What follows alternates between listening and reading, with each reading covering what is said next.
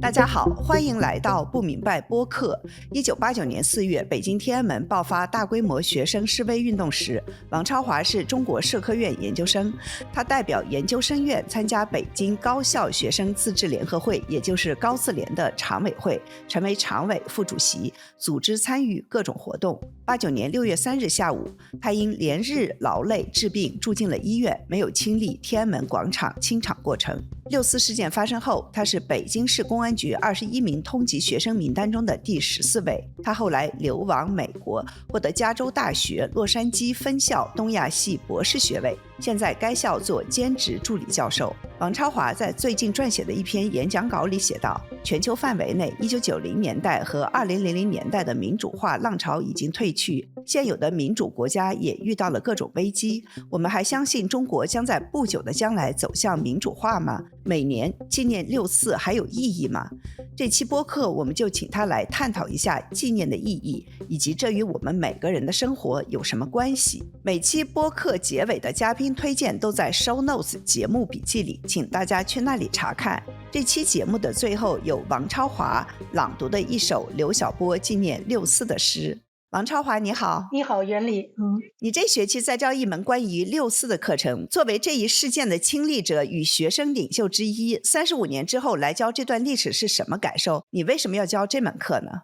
坦白说，我以前是不太清楚要怎么样教这门课的。开始教是受到了何小琴的启发，看到他在哈佛已经连续几年开这门课，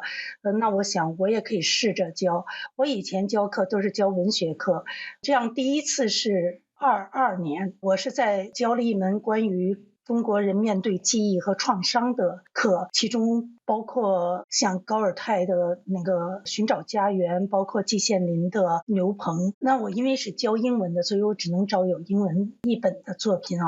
那就是从反右文革，然后再后来我就加了2本关于六四的作品。这样下来，第2年去年的时候，我就想也许我可以专门教一次关于六四的课，但是今年呢又稍微做了一些调整。我就是觉得这也是一个我可以和年轻人重新建立联系的机会吧。我也想看一看什么人有可能来选这样的课。总之吧，最主要的就是觉得自己已经可以站在讲台上了，为什么有这个机会不去把这段历史延续下去呢？那你能不能说一下你的学生是什么样子的组成呢？有没有大陆学生？第1年有1位大陆学生，第2年和今年这2年呢，大概都是一半一半，主要的是非大陆的学生，就是本地的吧，有白人学生，也有黑人学生，也有拉丁裔的，就是像中南美洲过来讲那样的学生哈，也有。我去年有1位韩国学生，今年有1位从乌克兰过来的学生，各种学生都有。这个我讲的另外除了何小金，另外一个启发我应该也感谢王丹，因为主动去和青年学生接触是10几年前在台湾的时候，当时我到台湾做2年的博士后，王丹在那边跟我同一年到2009年，他去在那边开始教书。他教书以后就在新竹的清华大学办那个论坛，他办论坛他就专门要和陆生交流。我当时是很不愿意和这些年轻的小粉红的他们去接触，觉得提问也很粗鲁，也很挑衅，没有什么可能和他们交流。但是他把我找去讲藏族问题，那是我第一次和大陆来的青年学生面对面，包括他们有挑衅性问题的时候，我也尽量的回答。所以我就是忽然发现我们不应该这么恐惧这样的状况哈，这样的面对面。那在你六四的这堂课上，就是你的学生们他们对六四有多少认识？就他们问的最多的问题是什么？就是你教这门课的时候有没有什么困惑？他们问的问题最多的其实还是美国当地学生问问题比较多，但是呢也有很意外的收获啊。先说去年的吧，去年有1位学生啊，他岁数比较大，而且常常跳课，所以我开始的时候对他不是很重视，就是那个点名的时候看他是不是缺席。到了最后要做这个学生的小型研讨会，而且要写学期论文，他后来找我说可不可以写他个人经历，我就很惊讶哈。他是89年的时候是一个高中生，高三正要毕业，他是在一个应该3、4线城市，但是呢，他被这个北京的抗议这么样的吸引啊，就是每天盯在电视上，学校的老师什么都以为他是学校的物理尖子，一定能考上一个好的物理系。结果那一年他就落榜了。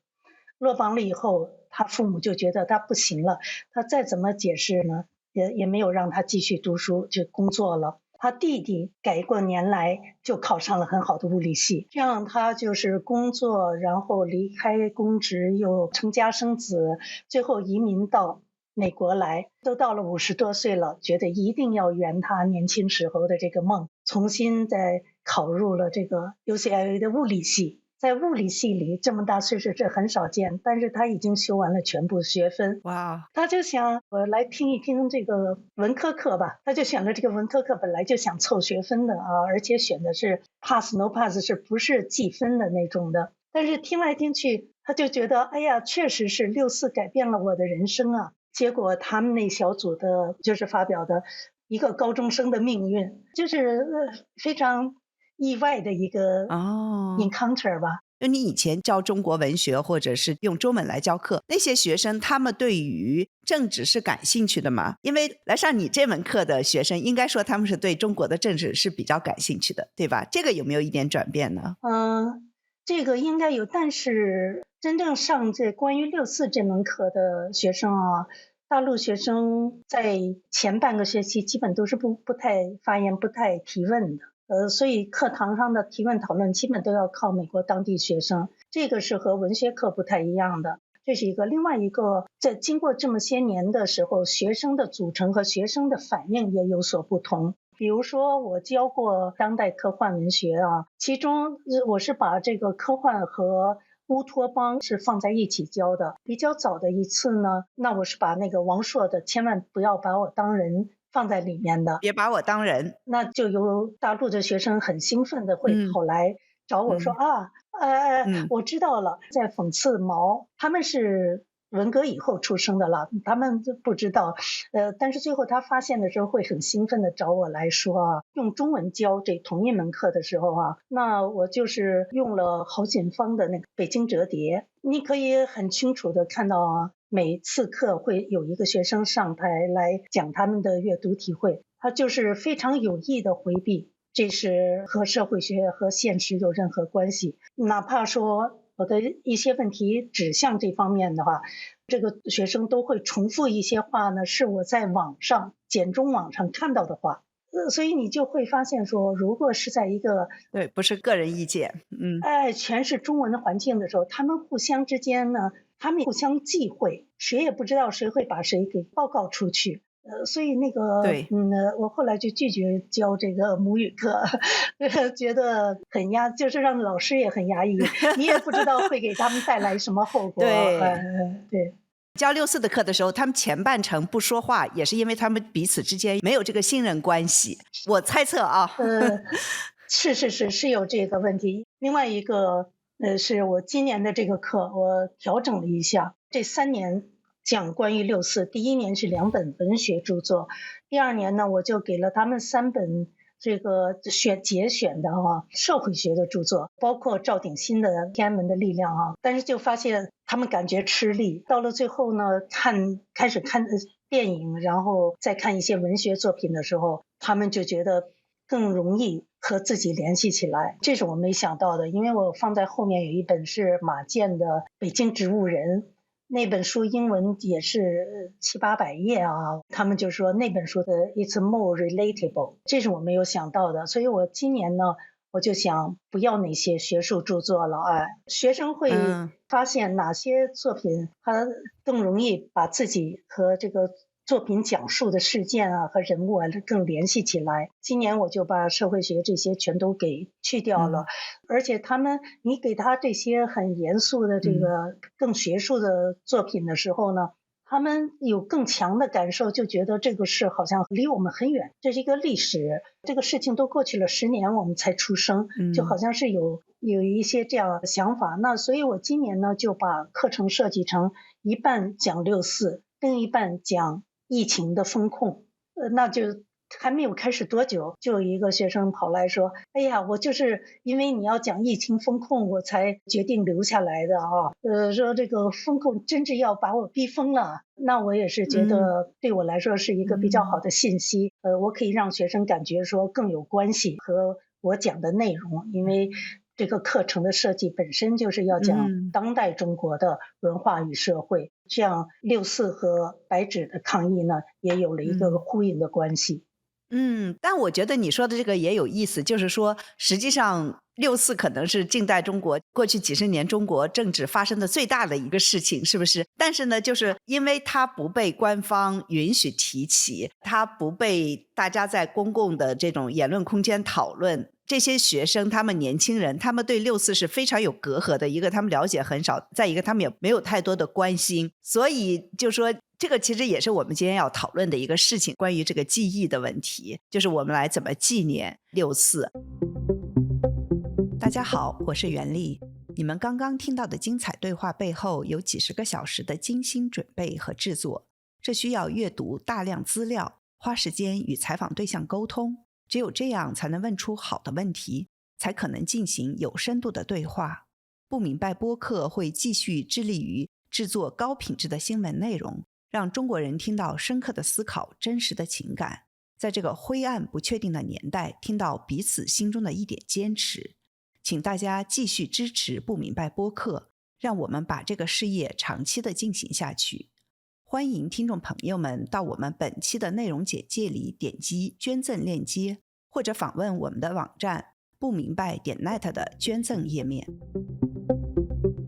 我们有这个谈话是因为你在我们共同的一个群组里和几位知识分子的交流，其中一位台湾学者写到说，中国70多年几乎没有任何机会去悼念几次撼动整个民族的悲剧，这对中国人的价值观以及整个社会的和解造成的伤害应该是非常巨大的。他说，美国人为了内战、越战、种族歧视做出了多么大的集体悼伤的努力，而成效是有可见的，也有至今无效的。他问的问题我觉得非常好，也在这里就借用一下。他说，在中国什么事件算是民族悲剧？在什么条件下就是6·4天安门镇压才会被定义为民族悲剧，被举国纪念？刚才我们说的6·4几乎是被淡忘的状况，这个状况只是官方的问题吗？民间是不是也应该负起一些责任呢？我仍然觉得是主要的责任是官方，民间的实际上是有人努力的，可是只要有人发声，就一定会引来官方的那个反弹，而且这个反弹呢，并不一定是需要中央的，这是已经变成了各级官员的直接反弹。就好像在网上销售的那个网红李佳琦，他拿了一个蛋糕装饰的像坦克一样，马上就会给他停掉。这个决定应该不是从中央来的，但是它已经变成了各级政府，而且这样的基层官员的过度反弹已经传到了香港。香港的官员对于纪念6·4的反弹已经和内地是差不多的了。你就要想到说，香港一直是维持6·4纪念最坚持的一个地方，它在前29年里，包括前30年里，包括2019年有这个反送中的示威的时候，当时的香港的人民都还是决定我们的第一次大游行要放在6·4之后，所以呢是先纪念6·4，然后6月9日才发生香港的第一次大游行。那在这30年里呢，每一年6·4的第二天，不光是香港本地的媒体，全世界的所有的大媒体，包括说是阿拉伯语的或者是南美的，头版一定有香港的大照片，就是这个维园呢，像海一样的蜡烛的光从高空照下来，在那些高楼之中包围的一片的蜡烛光啊，这样的光呢，现在已经就是看不到了。而且你看啊，大陆人到香港去旅游，赶到这个时间的时候，都会要去看一看，就是在前30年的时候，他们都会有这个意愿，哪怕是好奇心，他都要去看一看香港维园究竟在发生什么。所以我觉得官方的这个封锁是最主要的责任人。对，你觉得在中国什么事件算是民族悲剧？就是在什么条件下6·4天安门镇压才会被定义为民族悲剧，被举国纪念？我觉得这个事情呢，是要说这是一个共同的公共事件，就是一个公共的政治事件，所以它只有说被定义成一个我们共享的一个民族记忆的时候，这个才是一个正确对待民族历史的一个态度。你比如说疫情当中这样的过度严苛的清零风控，这也是一个公共事件，它的政治意义可以说是在白纸当中显现出来。那我在课堂上问学生说，清零这个词是什么时候出来的？这清零政策，这是中国政府的有意的政策吗？大陆学生啊就开始说是啊，因为我们读芳芳日记啊，他就是说中国政府从武汉封城的时候就是这样的。我说武汉封城的时候使用了清零这个词吗？他们就都陷入沉思了，因为这个词是后来总结出来的，好像控制成功之后，2021年他总结经验之后就变成了从上到下了。武汉的时候还有从下到上，还有志愿者，到这个从上到下之后就变成了一个官僚管控，针对民众的管控了。所以我说你现在已经到了一个控制你的记忆，这个控制记忆是从控制叙述历史开始的。它怎样叙述历史？包括西方媒体现在都是说中国3年清零政策，其实不是这样的。中国开始的时候是摸索的，它变成一个从上到下的清零，主要是2022年。所以就是强调这个叙述和记忆，掌握历史叙述的主体啊，应该是在每个个人他都不是说仅仅就经历了那一段我就变成了其中一个数字啊，说每个个人要讲述自己的故事。就好像南加这边他们也有白纸以来新建立的网上的群体，收集大家的口述历史。6·4的时候也是有这个问题，就是说我觉得这是天安门母亲做的最好，她是一个人一个人去收集他们的个人的故事，要讲述自己的经历。你有了经历，有了讲述，有了记录，然后你才会把这个历史的经历啊变成一个值得认可的一个共同的政治事件，是一个公共事件。对对对。那刘晓波在2008年写的纪念6·4的文章中说，遗忘罪恶历史的民族没有未来。你在文章中也说，在所有参与1989年抗议示威的知名人士中，据你所知，刘晓波是唯一一个在世时每年坚持写纪念诗或文章献给大屠杀杀害的亡灵的人。那你怎么来理解他的这句话，遗忘罪恶历史的民族没有未来？对，我是觉得这是非常重要的。民族要有自省的能力，你这个民族才有可能往前走。你如果没有这样的自省能力啊，你对于自己内部发生的罪恶你都不肯正视的话，你往前走的时候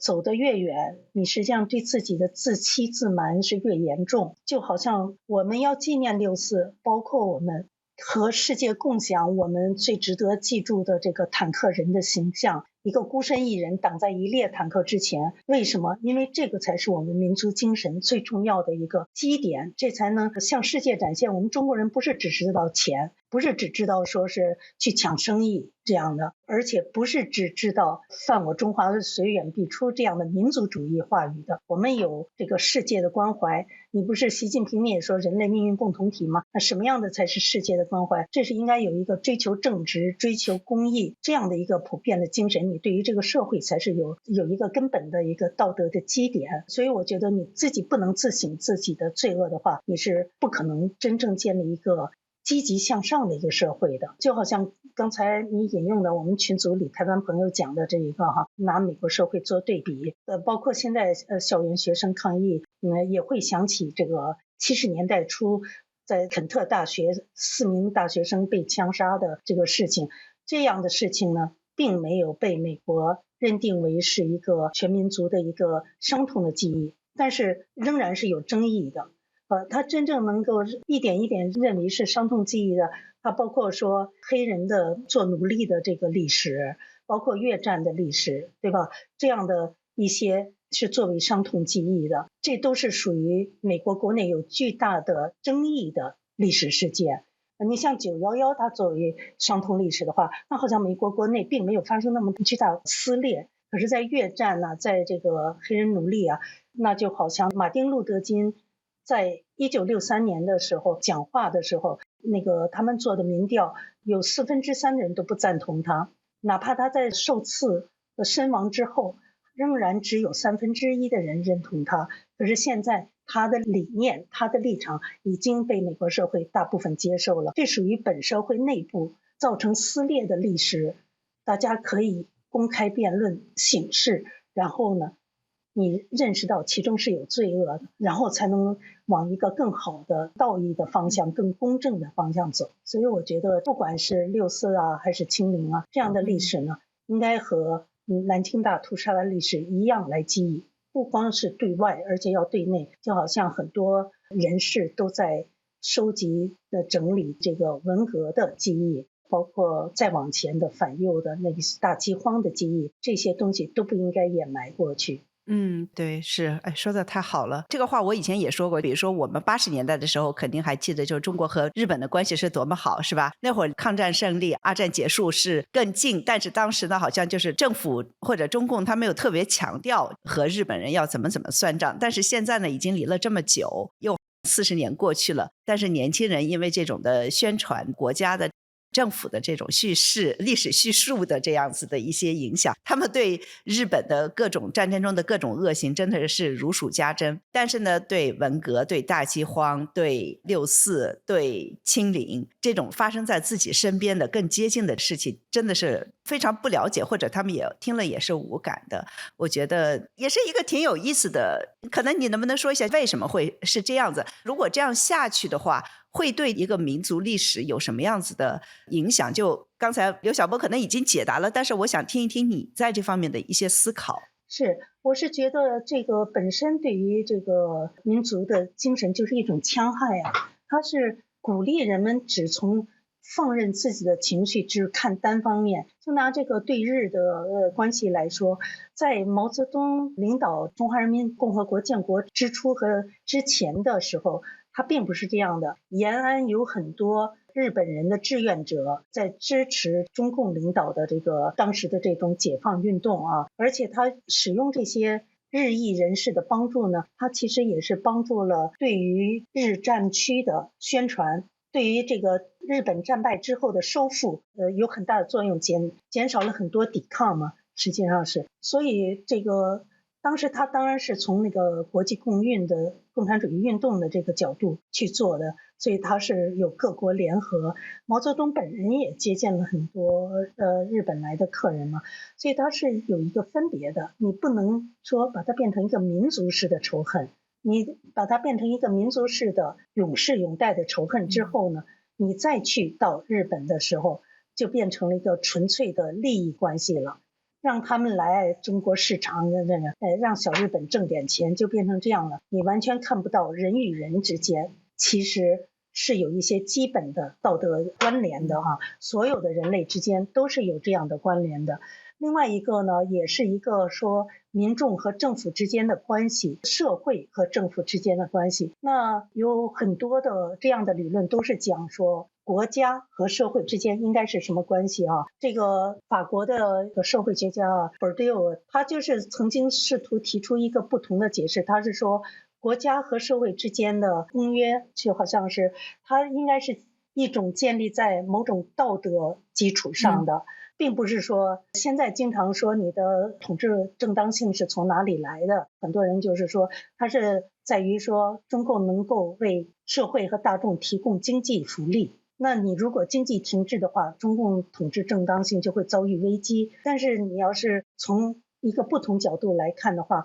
包括提供经济福利这一种，其实内涵的都是一种说在道义基础上的一种共识。我为什么要为你提供经济福利？因为这是我的道义的责任。所以实际上国家和社会的关系一定是建立在某种共同认可的最基础的道德道义基础上的。那这个道义基础究竟是什么？在每个国家和社会之间的关系，不同关系设置中，究竟是怎样呈现，是怎样形成的？这是值得我们去审视的。如果你不停的、不间断的破坏历史记忆，改写历史叙述的话，你破坏的是这个整个社会对于人类基本道义的一个认同。你实际上是把整个社会的道义水平往那个向下看齐，越拉越低，越拉越低，这是一个长久的一个伤害。对于整个社会重建一个精神向上的这么一个状态，对于每一代人来说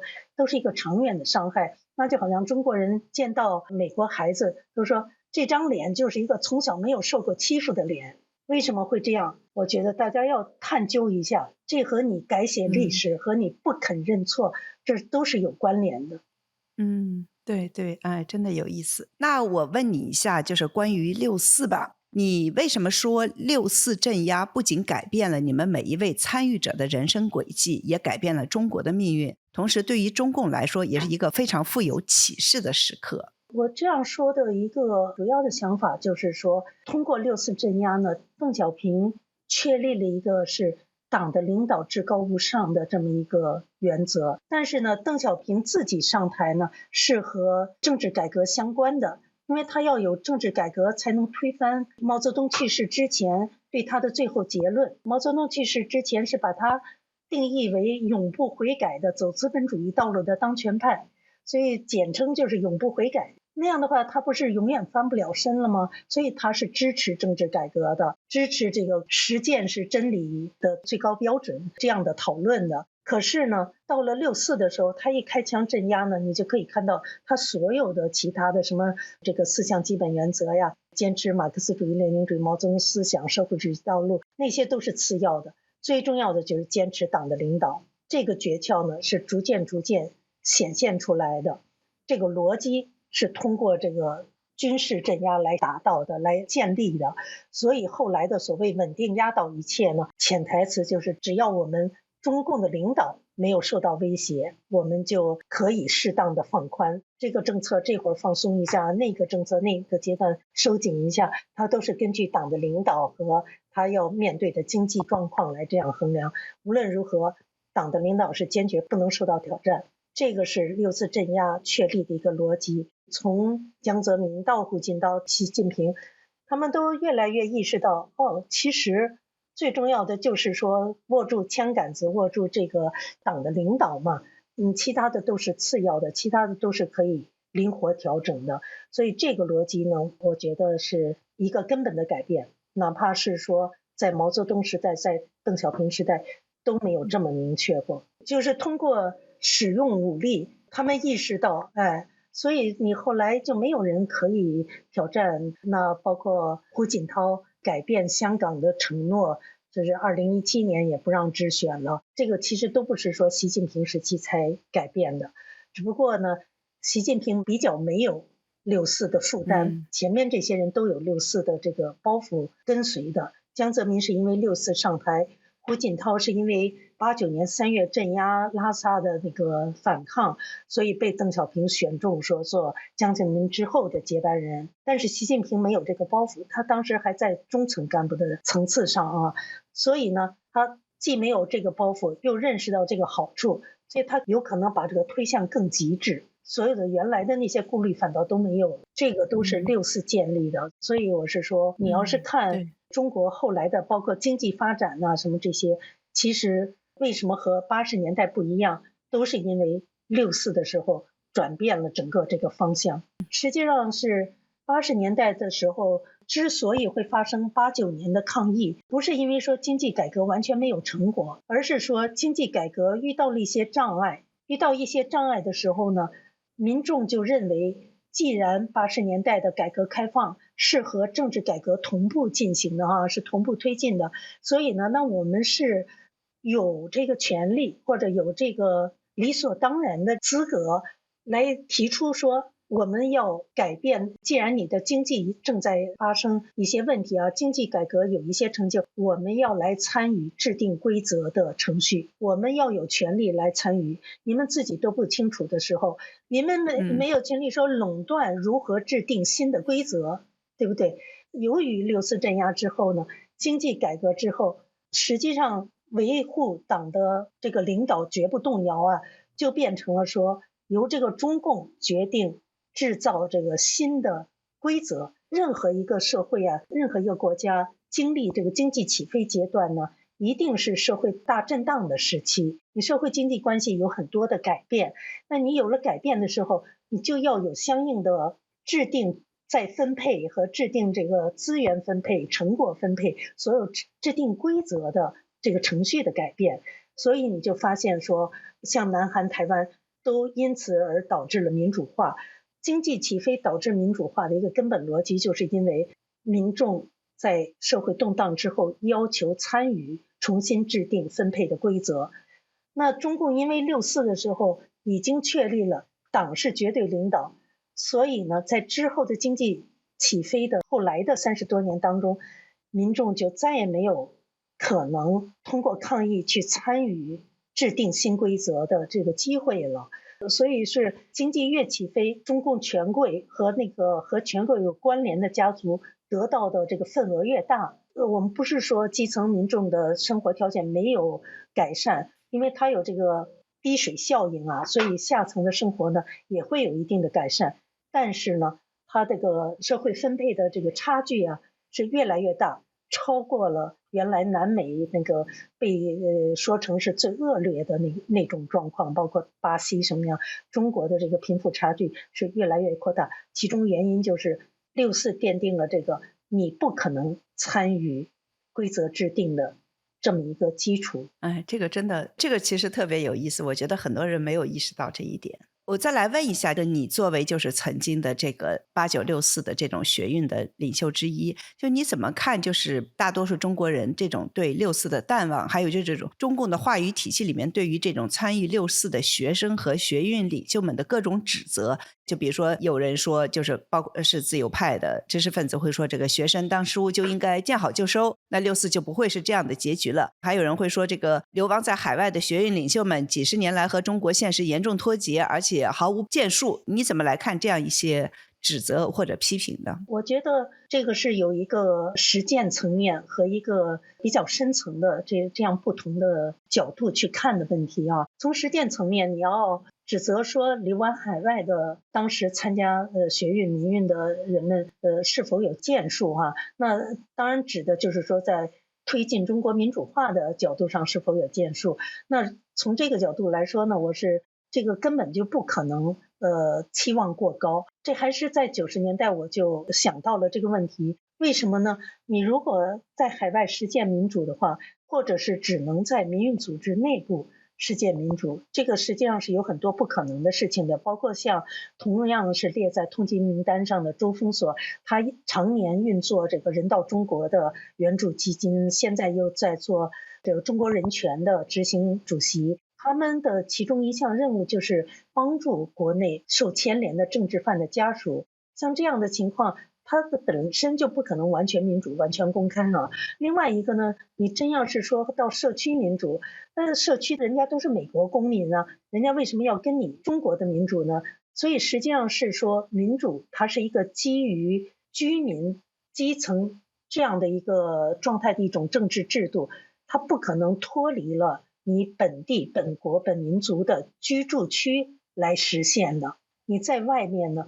你只能做各种各样的工作。那我们做什么样工作呢？比如说从实践上说，我们保持6·4的记忆，我们进行各种各样的探讨，我们来观察研究中国的发展，不一定是说指手画脚了。当然我们持续批评中国政府实现民主只有靠国内，而且是一定是主要的发生变化只有说是在国内才有可能发生的。第二个呢，就是说比较深层的呢，我也是觉得刚才我们讲到说保存记忆、更改历史叙述、更改记忆会对民族这个整体的这个状态、精神状态和这个精神面貌造成什么样的损害。那这我也是觉得像那个林佩瑞教授Harry Link 他纪念6·4写的一首长诗里边就曾经说到，6·4是展现了中国人最丑恶的一面，也展现了中国人最光辉的一面。那就是最光辉的时候，你说中国人就是北京市民群体的涌上街头，在木樨地之前阻挡了真枪实弹坦克开道的部队长达2个多小时，这都是肉体就是坦克人是在6月5号凌晨被记者拍下来的，这只是个例，像这样的个例在6月3日夜晚到6·4凌晨在各个不同的路口发生了多次。当时的你看到被外国记者记录下来的很多人推着平板3轮车或者帮着这个受伤的人士那个运送到医院，所有这些人互相都不认识，都是陌生人的。所以6·4也是民众抗暴，是民族精神最发扬光大的一刻，就是我们为了一个值得付出的一个理想，我们愿意付出自己的一切。所以我觉得在这个意义上呢，纪念6·4不是一个具体去讨论策略的一个问题，当时怎么这样做怎么样，而是说我们要意识到我们是所有这些亡灵的守护者，守护这些亡灵呢，实际上是守护一种精神，这个精神对于我们的民族是极为宝贵的。我们把它都丢掉的话，你是自己把自己往泥坑里拉呀。说得很好。你说的就是在6·4之后也会讲到疫情和白纸运动，是吧？作为一位6·4的亲历者，你是怎么看白纸运动的？这场运动和6·4的精神算一脉相承吗？我觉得在中共越来越高压管控的情况下，任何爆发出来的社会运动它能够主动喊出政治性口号的话，在精神上和那个6·4的抗暴都是一脉相承的。所以我觉得我们讲6·4的时候是2方面，一个是6·4镇压，一个是6·4抗暴。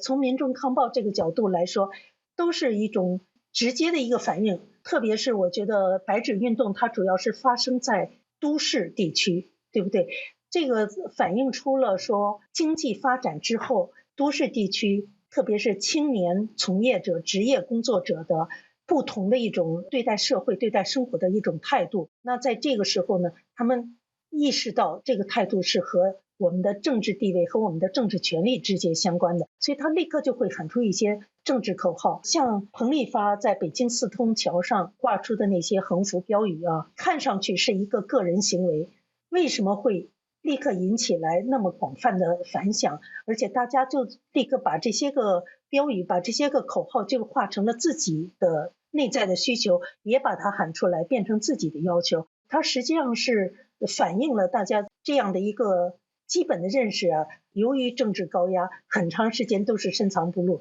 但是他们呢有各种各样的信息渠道你只要给他机会，他会意识到这里面其实是一个政治问题我们要的是我们的政治权利所以我看这个陈品林制作的这个《乌鲁木齐中路》这个纪录片的时候，听到里面忽然就有人喊出来说呼应1989年天安门运动的口号的，我觉得特别感动。你在控制了这么30多年的时候，还有人能够在只要是有抗议的机会，他们就会想到我们和6·4抗暴是一样的，他会觉得当年的事件和我们的现在的事件是有某种关联的，所以他才会喊出这样的口号。对，所以我是觉得这种的关联实际上是一种内在的你不可能说是在现在这么发达的，而且你自己也努力的往国际去推，因为你已经变成了一个国际资本的一个组成成分了你还想让你的民众不会意识到这里面实际上是包含了政治权利的问题你政治权利还全部都归党，这个是不可能长久的。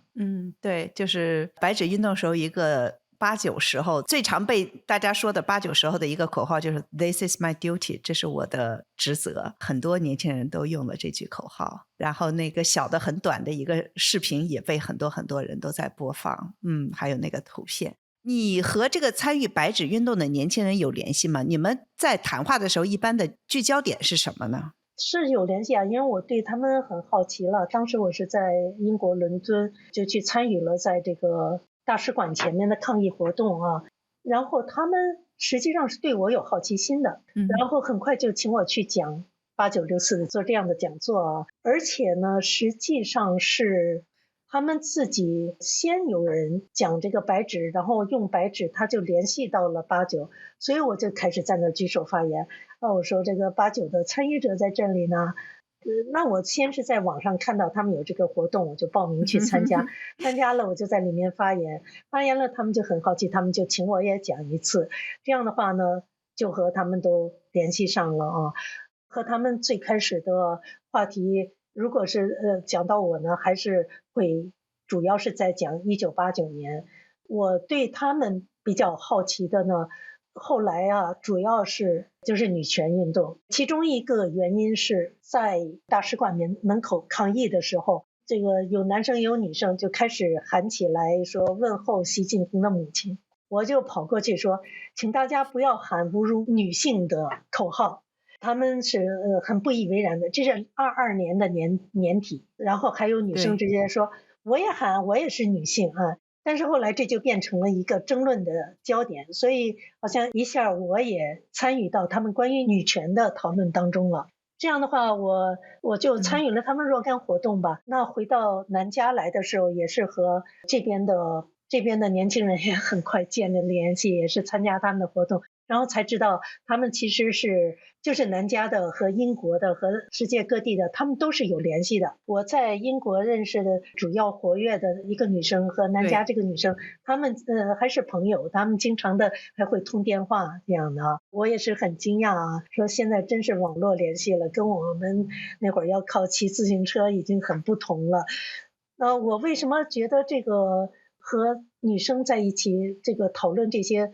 很有意思呢？我觉得有一位女生她举报性侵了，然后参与了一次线上活动，她说的一句话对我很有启发。她其实是主动去参与海外民运的活动的，也很愿意帮助做事的。她的体会就是说，去参与民运活动的时候啊，你总是看到这些个大佬们，这些个固定的名字们在上面晃来晃去，然后你在下面做一些服务工作。他自己说，他到了这个和女权姐妹们一块的时候，他就有很强的这种赋能的感觉 ，empowerment， 他就会有一个自己参与其中的，这个是给我很大的触动的一种说法啊。我去参与的各种的年轻人女权活动的时候，也有很强的这种感受，是和我去参加民运的活动的时候确实是状态啊氛围啊都非常不同。实际上是反映了中国社会正在变动的一个很重要的一个指标，年轻一代的女性的改变，因为她跟她的从业的状况和她的受教育状况，这个社会都是整个联系着的，所以它实际上是告诉我们一些社会正在向哪个方向发展是很重要的。所以我是也很庆幸我能够和他们建立这样的联系。我想做一个评论，就是比如说89的时候是吧，女性虽然就说有像你还有柴玲21位这个被通缉的学生里面是有2位女性的，但是呢我整体的感觉89运动是一个非常男性主导的一个运动，但是呢到了白纸的时候，我们就看到女性是扮演了非常非常重要的角色，冲在最前面的很多都是女性。您同意不同意这个观察呢？是，我很同意的。至于说89年在2.6社论之前，就是胡耀邦追悼会之后，第一次见到柴玲的时候，因为她是北师大的学生啊，她在北大呢也是充当一种秘书的角色。她当时的丈夫封聪德正在一个男生宿舍里和其他的学生领袖开会，北大筹委会的成员在开会。那么柴玲在外面另外一个房间里，对面的一个房间里接待来访人员，还有呢就是在走廊里为他们看门。在那个情况下，我和他那个聊天的和他谈，然后最后他把我带进去，介绍我和那些个筹委会的人认识啊。所以实际上89年确实是有这样的情况的。一般的女生都是做这种文秘工作，帮助这个学生领袖的。那为什么我们两个能够跳到这么高啊？我觉得柴玲呢，主要是她的形象啊，而且她的决绝，她这样的啊。另外一个，当时的那种社会氛围啊，多年以来的社会氛围呢，基本上你在工作单位都是这样的，未婚单身女性和已婚在这个单位氛围里会有很不同的接纳方式。已婚又生了孩子，在单位里就更加放开了。那柴玲属于已婚，我呢属于已婚已经有孩子的，在某种意义上啊，已经不是小男生们在性意识上的可遇对象了，所以他们会以一种相对就是比较不同的眼光来看，比较中性的，把你们看得比较中性，是不是？我绝对是的。但是柴玲在大庭广众下呢，仍然是一个清纯女生，那个很纯洁的、很愿意牺牲自己的这么一个形象啊人设。当然，在这个校园里，在内部比较熟识的学生群体当中，他们是知道她是已婚的。在大庭广众里的，她是属于这种清纯形象，所以不是性意义上的可遇对象。我呢是一个老大姐的，绝食之前的时候，那个高自联常委会开会的时候，就经常就是我一个女生跟他们坐在那儿，跟其他的男生的常委，但都比我小很多。你想，你当时37岁是吧？我昨天才发现，那些男生他们很多就是18、9、20岁，顶多24、25岁是吧？你确实是比他们大了一轮还多。对，十几岁，比他们的几乎全部都是大十几岁。我坐在那儿呢，就好像有一个镇定作用一样，基本上是这样的。但是我说，哎呀，我不太清楚的时候，我说你是那个房间里的成年人。是。白纸一代和64一代，他们也存在一些或者说是裂痕，或者说是分歧。我们前面提到一些，就比如说这个 Me Too 是吧？比如说有一位64一代的人就跟我说，白纸一代有这个俄狄浦斯的这种弑父情节，就是一定要把64一代的这些人给杀死，他们好像才觉得自己可以站起来。还有就比如说参加白纸的一些年轻人也跟我说他们不要纪念64，他们不要像64的学运领袖那样活在自己的世界里，最后变得自说自话，和这个世界毫不相干。您是怎么看这些裂痕或者是分歧的呢？我觉得这些裂痕和分歧对我来说是，我一定要尽力去弥合的。就像我刚才谈的很多的，就是说64是奠定这之后的政治结构、社会结构的一个基础性的事件，转折点式的事件。白纸的朋友们不能忘记这个。另外一个呢，那就是引用南加一个白纸之后出来的女性朋友的话说，这个身份啊，它不是一个身份问题，它是一个身份认同问题。你认同年轻人，你就是属于年轻一代的，它跟年龄没有关系，不是说你的年龄身份啊。他这么说的时候，他举的例子是一个20岁的人，这朋友来找他，但是说话就和他经常见到民运当中的老男人一个腔调，所以他根本自己就身份认同到了那些个老男人当中去了。我希望呢，不管是白纸的朋友们还是参与民运的朋友们呢，都能够想到这一点，说你不要固定于自己的身份，而是想到说我是不是也能认同对方，能够看到，不是说白纸一代的朋友们都要去认同某一个和某几个从89年之后流亡出来的，你认为他们只生活在自己世界当中的人，其实很多这个64出来的人，他们仍然在积极观察中国状况，仍然在不停的写作、评论、批评、评判啊。所以我觉得这是一个心态的问题，就是几个层次。第一个是关于历史和当前状况的一个观察和分析，第二个是你个人怎样看待这些事，怎样和不同的社会阶层、不同的议题，你未必要和个人，但是你是要知道你要和不同的议题发生关联，你不可能割裂历史。那我就最后一个问题吧，你演讲稿里提到的那2个问题，我们还能相信就是中国将在不久的将来走向民主化吗？就是还有每年纪念6·4还有什么意义？普通人可以做什么？我觉得中国将来走向民主化呢，不像我们当初想象的那么确定无疑了啊！而且我之所以提出这个问题呢，也是因为看到天安门母亲群体的人逐渐老去，毕竟是35年，他们失去亲人的时候，已经是比学生大很多的啊，就大多数他们的人，其中包括像那个林忆莲重访天安门那本书里提到的一位父亲，他最后自尽了啊，因为看不到希望。那像丁锦林教授的岁数也很大了，蒋培坤教授已经离开我们，所以我们很难再说这个什么，像当时说邓丽阳政权很快就会倒台呀，什么的，我们中国一定会走向民主啊，这个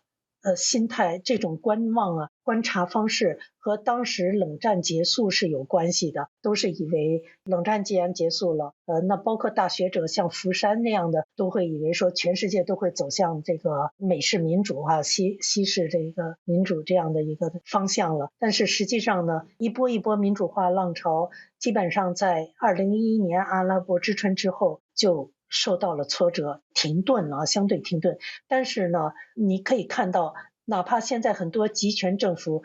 实际上是集权性质的，它都要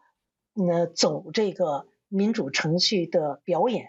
像这个俄罗斯的普京，他也要走一个选举的方式。中国也仍然维持着这个人民代表大会这样的门面啊，所以实际上它是一个现代国家。如果你已经抛弃了皇权统治的话，哈，那你实际上是不可能不承认社会和民众是有它相对的政治权利的作为你自己来执政的正当性基础的，你必须得要做出一副认可这个基础的这么一个姿态，你才可以继续执政。这是第一。第二个呢是社会发展，所以这也是我看刚才说女权、女性的抗议者在白纸运动当中都站在前列啊，包括女权的声音啊，包括这是跟职业女性数量的增加和这个社会经济发展、受教育程度提高，这个都是相关的。那这是整个社会在发生变化，社会变化是会影响到将来的政治变化的。我们很难再说预测民主化一定会在2年内发生，但是呢，这样的人口啊，他会意识到我的处境和我的政治权利是密切相关的。它是可以在很多细节上要求更多的发声渠道，我要有更多的这个回报，哪怕你不给我发声渠道，你要给我回报。比如说中国政府对于残疾人方便行走的这些个设施，现在也越来越重视了，它在大城市也开始设置这样的设施了，这些都没有直接通过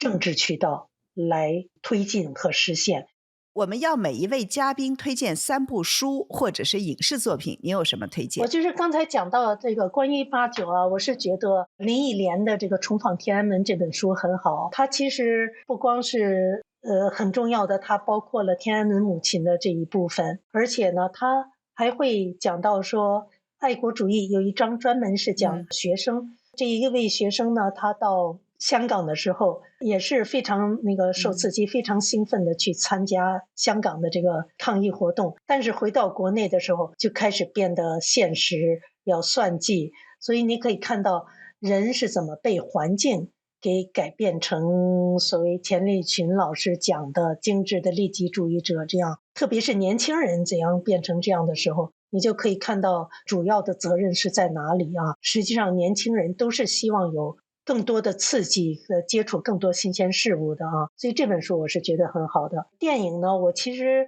是觉得比较困难的啊，因为对于了解1989年事情来说啊，比较最全面的应该是卡马辛顿那一部《天安门》，可是我对他这个电影的制作方式，就编辑方式是有很大意见的，因为他在开头和结尾呢都用柴玲做一个框架，这样就好像说柴玲个人对于天安门事件的责任是有多么多么大，被这个电影的编辑方式给放大了。这个我是对他是有不满的，但是他比较好，他也是比较完整的叙述了当时的情况。我是希望观看者呢能够不要太去管那个话外音的评论，而是注意事实的发展的那个过程。是你去了解历史事件，一个是说要了解究竟发生了什么事情。那我给学生看的另一个就是南加大他们制作的这个 Assignment China 天安门，它是一个系列，就是美国的新闻媒体怎样报道中国。这个是公开的资料，你去南加大的中美研究中心的网页上，然后你去点击它的这个视频的材料，这个也是比较好。我们会在这个 show notes 里面把这个您说的这些的链接放了进去。对。那接下来呢，大家其实可以去看一下北京之春的网站上有刘晓波1990年到1999年写的纪念64周年的10首诗。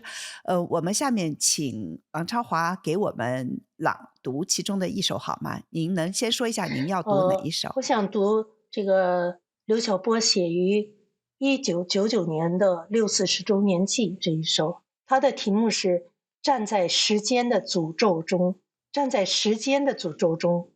那个日子格外陌生。10年前的这一天，黎明犹如一件血衣，太阳被撕碎的日历，所有的目光都停留在这唯一的一夜，世界化为一个悲愤的凝视。时间不能容忍天真，